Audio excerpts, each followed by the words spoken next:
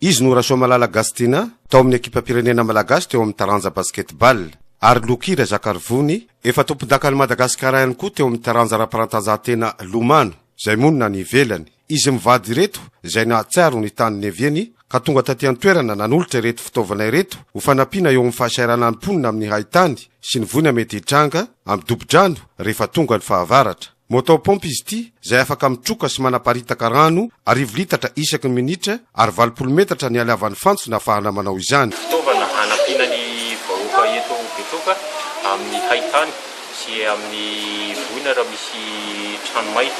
Nahasiaro ny tany niboahany dia amin'ny ray aman-dreny zany dia tsodrano atositrana azy amin'izao toesaina zao voana tsy vanisakana nanome lesina tsara ho an'ilay zaza mivoatra zany malala ka dia hoy zay hoe mandambosiny agny fahoriana fa magnatriky anazy misy adana satria dia rasika malala ny fizaliana ny rano eto Betroka.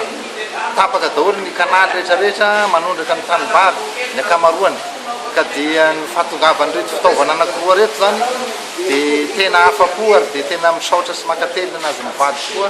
Mitentina 80 tapitrisa ariary tetim-bidin'ireto fitaovana ireto ary natolotra ny komina ambony vohitra eto Betroka mba azahoany tsirairay mampiasa azy amin'ny fotoana ilana izany ka nandray izany ny lefitry ny ben'ny tanàna sy ireo ray aman-dreny eto an-toerana.